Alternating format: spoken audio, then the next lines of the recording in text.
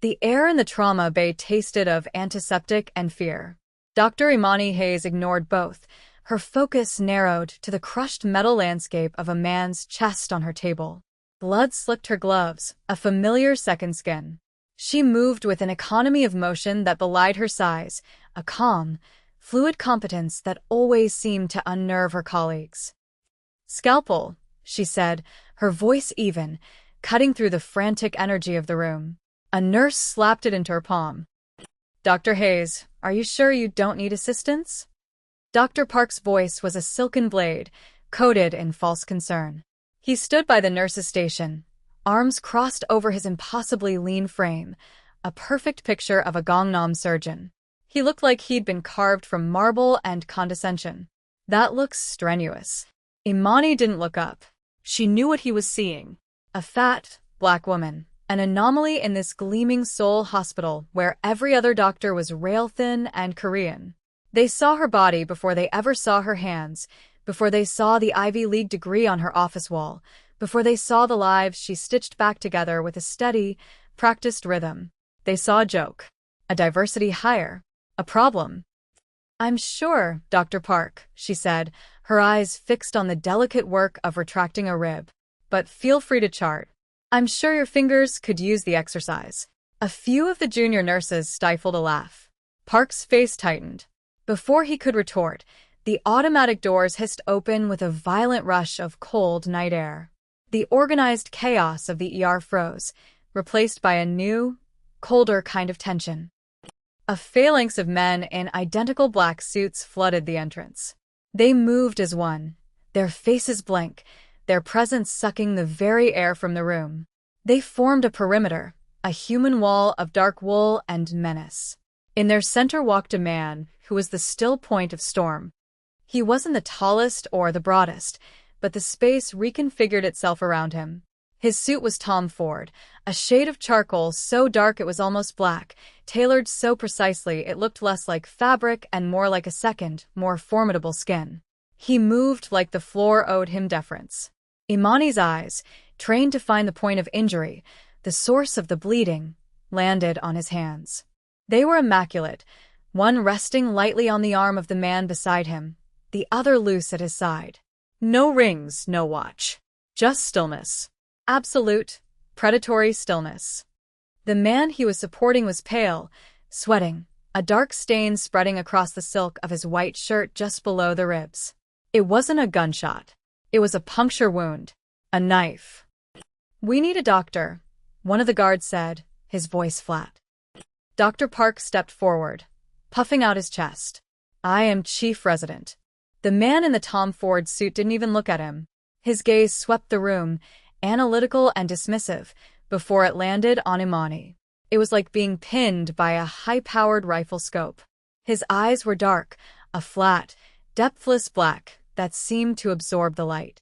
He assessed her in a single, sweeping glance, her blood-splattered scrubs, her steady hands inside the patient's chest, the exhaustion in her posture that was countered by the fierce concentration on her face. He gave a slight, almost imperceptible nod in her direction. Her. The word was not a request. It was a command, a designation. Before anyone could move, before Dr. Park could sputter another protest, the world dissolved into a nightmare of shattering glass and concussive sound. The entire bank of windows behind the reception desk exploded inward. The air filled with the sharp crack of automatic gunfire. Screams erupted. Nurses dove for cover. Dr. Park yelped and scrambled under a gurney, his bespoke shoes kicking uselessly. Imani's training, her very instinct, took over. It screamed one thing: cover. Her patient was stable enough for a few seconds. She looked at the man in the suit. He hadn't moved. He'd simply shifted his body, shielding his injured man, his eyes already tracking the source of the attack. He was a target, and she was standing right next to him. Without a thought, without a plan, she acted. She surged forward, grabbing the back of his expensive suit jacket and the arm of his bleeding lieutenant. "This way," she yelled, her voice a raw command. She didn't wait for him to comply. She used her weight, her momentum, shoving them toward a small, reinforced supply closet used for hazardous materials. Bullets tore through the wall where they had just been standing, shredding charts and pulverizing a heart monitor. The air smelled of cordite and plaster dust. She bundled them inside the closet, the space barely big enough for 3 people, and slammed the heavy door shut just as another volley of shots hammered against the metal. She fumbled for the lock, her trembling fingers finding the deadbolt and ramming it home. They were plunged into absolute darkness. The closet was tiny, smelling of bleach and rubbing alcohol. She was pressed against him, the fine wool of his suit abrasive against her cheek, his body a wall of unyielding muscle and heat.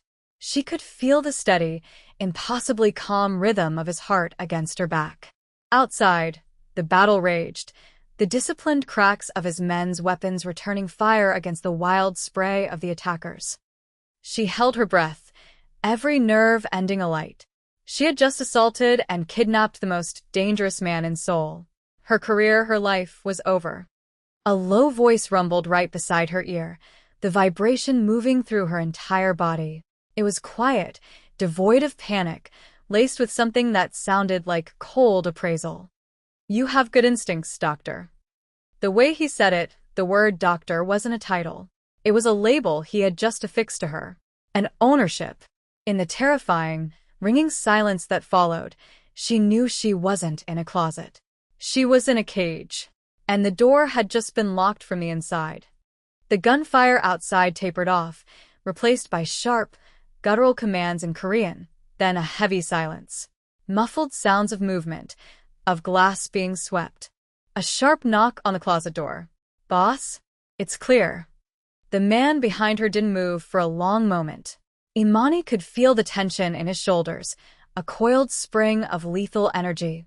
Then he shifted, his hand brushing her waist as he reached for the lock. The air crackled at the point of contact. He unlocked the door and pushed it open. The light that flooded in was blinding. The ER was a war zone. Bodies lay on the floor, attackers, judging by their clothes. His men stood like statues amidst the wreckage, guns held low and ready. The air was thick with the metallic tang of blood and the acrid smell of gunpowder. Dr. Park was being helped to his feet by a nurse, his face ashen. His eyes met Imani's, wide with terror and a new, venomous resentment. The man in the Tom Ford suit stepped out of the closet. He surveyed the scene, his expression unreadable. He looked at the carnage his presence had brought into this place of healing, and his face showed nothing. No remorse. No shock. Only assessment. Then his dark eyes found Imani again. "You will come with me," he stated. It was not a question. "I can't," Imani said, her voice shaking slightly but firm. "I have a patient." He followed her gaze to the man on the table. One of his own men, a stone-faced guard named Choi, was already at the gurney, checking the monitors. "He is stable. My doctors will take care of him now," he gestured, and 2 men in suits, carrying sophisticated medical kits, moved to her patient's side with unnerving efficiency. "I am his doctor," she insisted, a foolish, final stand for the life she knew was already gone. He took a step closer to her. He was not much taller than her, but his presence was immense. The smell of his cologne, a subtle, expensive scent of cedarwood and smoke, filled her senses. "You are his doctor," he corrected her, his voice a soft, chilling whisper. "Now you are my problem. And I do not leave my problems unattended." He didn't touch her. He didn't have to. His men flanked her, their message clear. She was property now. A witness. An asset. A liability. She had saved his life, and in doing so, had forfeited her own. As they escorted her out of the ruined hospital, past the terrified faces of her former colleagues, she felt Dr. Park's glare like a physical blow. It was filled with fear, but also a sick, triumphant satisfaction. The problem doctor was finally gone. She was taken to a penthouse that seemed to float over the city, its windows a panoramic view of the Han River and the glittering sprawl of Seoul. It was beautiful, minimalist, and utterly cold. A cage made of glass and steel. For days, she was a ghost in this silent palace. She was given food, clothes, anything she asked for, except for the one thing she wanted: an answer. Or the door. His name, she learned from the silent guards, was Kwon Jinwoo. He was the head of the Golden Dragon Syndicate, an empire built on shadows and blood. She would see him in the mornings, sitting in a large armchair overlooking the city, a cup of tea steaming untouched beside him. He would be on the phone, his voice a low, placid murmur that carried the weight of death sentences. He spoke of territories and debts, of loyalty and betrayal. He was a king ruling from a glass tower, and she was his new, inconvenient courtier. One night, unable to sleep, she wandered the silent apartment. A sound drew her toward his study. A choked gasp. She froze by the door, hidden in the shadows. He was asleep in the leather chair behind his massive desk, his head slumped to one side. The iron control he wore like armor had fallen away, and his face was a mask of anguish. He twisted, his hand clenching in the air. "Minnie," he whispered, the name a raw wound. I'm sorry. I was late. Imani retreated, her heart pounding. It was the first crack she had seen in his marble facade. The first sign that a man, and not a monster, lived inside the suit. The next day, the guard named Choi, the one with the stoic face and kind eyes, brought her a meal. She found the courage to ask, "Who is Minnie?" Choi's face shuddered, but he saw something in her expression. He hesitated, then spoke in a low voice. His older sister. She was taken. Years ago, a meeting with a rival clan went wrong. He was supposed to be there. His car was held up in traffic. By the time he arrived, Choi trailed off, his jaw tight. He has never been late for anything since. That was it. The ghost that haunted him. The failure he spent every day trying to outrun with precision and absolute control. The woman he couldn't protect. And now Imani, another woman in his world, was a target because of him. She understood the weight of his gaze on her now, the suffocating protection. He wasn't just keeping a witness quiet. He was trying to prevent history from repeating itself. The rival faction, the White Tigers, were not subtle. They knew a doctor had been with Kwon during the hospital attack. They started hunting for her. A news report flickered on the television in the penthouse. A fire at a clinic in Itaewon, a place where Imani had volunteered once. It was a message. That evening, Kwon Jinwoo entered her room. He placed a small, leather-bound portfolio on the table. Inside was a passport with her picture and a new name, a plane ticket to Zurich, and details of a bank account containing more money than she had ever seen. "This is your way out," he said, his voice flat. "A new life. They will never find you. You will be safe." She looked at the passport, at the face of a stranger. She could take it. She could run. Disappear. Forget the smell of cordite and cedarwood. Forget the haunted look in his eyes when he slept. It was the smart choice. The sane choice. But she also saw the dark circles under his eyes. She saw the way his focus was split between running his empire and managing this loose end, her. The hunt for her was making him vulnerable. They were using her to draw him out, and it was working. Running would save her, but it might kill him. She closed the portfolio and pushed it back across the table. No. He stilled. His dark eyes narrowed. "This is not a negotiation, Doctor." "They're looking for a ghost," she said, her voice finding a strength she didn't know she possessed. "A terrified woman in hiding. They're expecting a victim to scurry out from the shadows." She stood up, meeting his gaze directly. "Let's give them a target instead." He stared at her, a flicker of disbelief in his eyes. He was used to people running from him, not toward the danger he represented. He stepped closer, crowding her against the window. The city lights swam behind him, a dizzying galaxy. He was so close she could see the faint, silvery scar that cut through his left eyebrow. "You don't know what you are asking," he breathed, his voice a low warning. "I know that hiding is a slower way to die," she countered. He studied her face, his gaze intense, searching. It felt like he was peeling back layers, looking for the fear he expected to find. Instead, he found only resolve.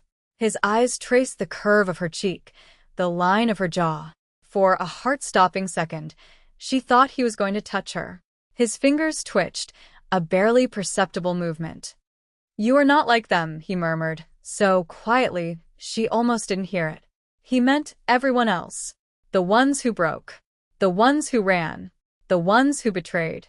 The moment stretched, thick with unspoken words, charged with a tension that had nothing to do with the danger outside, and everything to do with the danger right here, in this room. He pulled back, the mask of cold control snapping back into place, but not before she had seen it. A flicker of something that wasn't control at all. It was something far more dangerous. It was wonder. The white tigers escalated. They were a blunt instrument, all fury and no finesse. They leaked to the press that a doctor from the hospital was now associated with Kwon Jinwoo, a collaborator. They couldn't name her, but they didn't have to. The hospital, in a panic, suspended her indefinitely. Then the real message came. A burner phone, left for her by Choi, buzzed with a single picture message. It was Dr. Park. His face was a swollen, bruised mess, one eye closed completely. He was holding a newspaper with today's date. The message was clear. "We know who you are. We can touch anyone you've ever known." He was an arrogant fool, Kwon said, his voice devoid of sympathy as he looked at the picture over her shoulder. "But he was your fool. We can't let them kill him," Imani said, her stomach twisting with a mixture of pity and rage. "It is a trap." "I know." They went. Not to the abandoned warehouse the white tigers specified, but to a location nearby. It was an ambush, just as he'd predicted. A chaotic, violent firefight in the rain-slicked streets of a shipping district. Kwon moved through the violence like a dancer, a symphony of brutal, economic movements. He never wasted a step, never hesitated. But his attention was divided. He was fighting and he was watching her. A ricochet whined past her ear. She dropped behind the cover of their armored car, her heart hammering. A white tiger enforcer broke from cover, rushing her. Before she could scream, Kwon was there. He moved with a speed that seemed impossible, his body a black shield between her and the threat. The exchange was over in seconds. A flash of steel, a wet, choked sound, and then silence. As he straightened up, another shot rang out.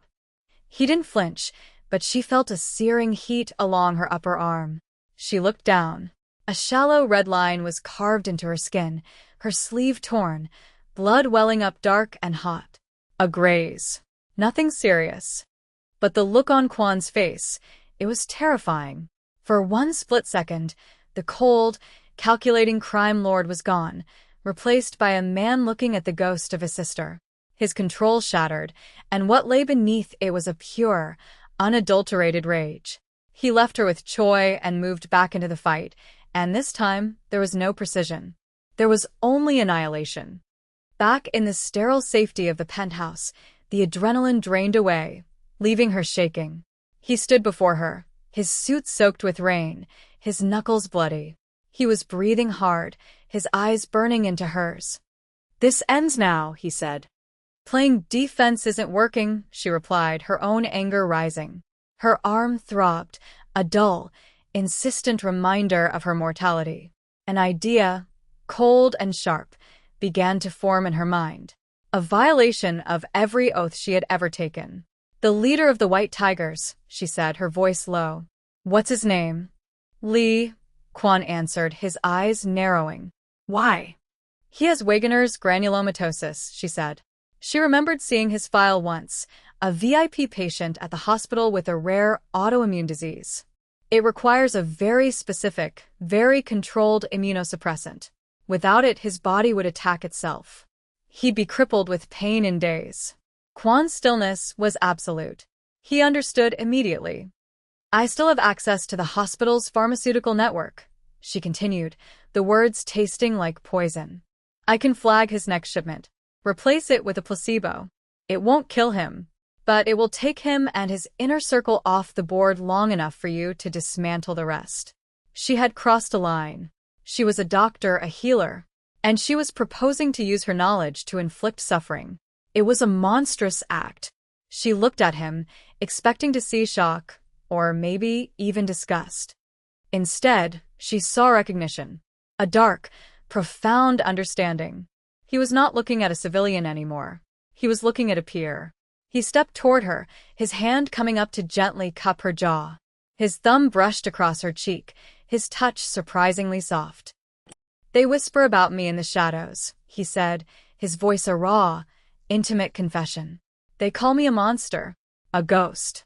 But when I am with you," he trailed off, his dark eyes searching hers. "I remember the sound of my own name, Jinwoo." He had never told her his given name. The confession hung in the air between them, more potent than any declaration of love.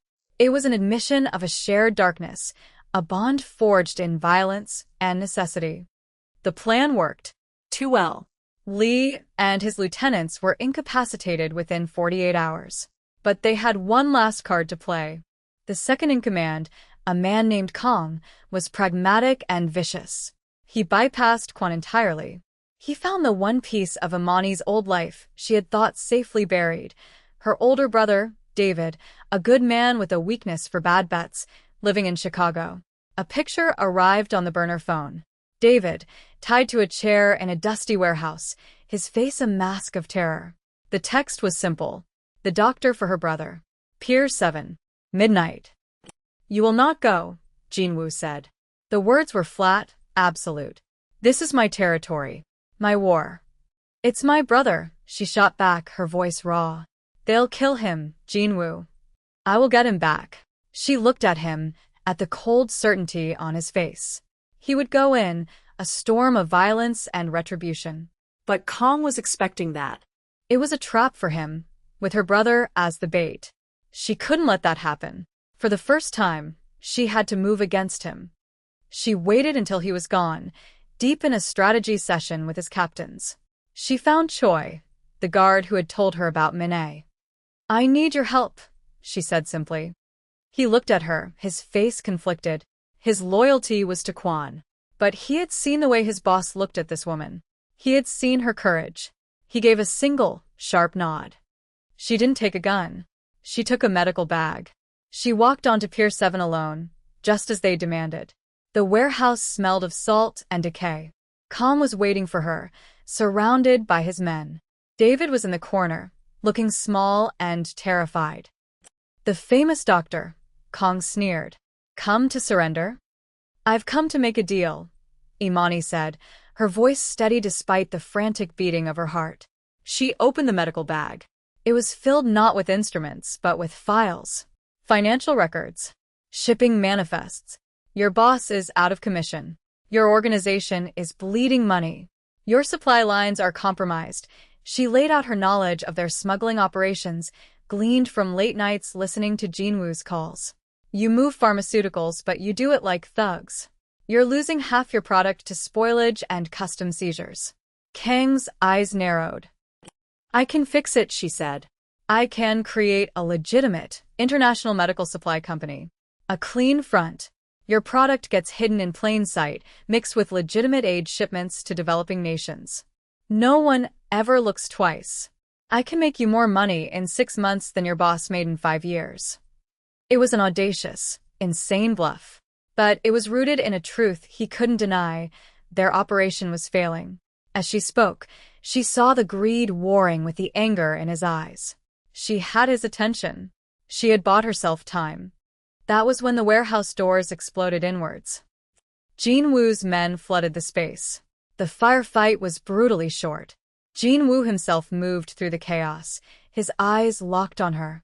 When it was over, he walked directly to her, ignoring Kang's body, ignoring his own men.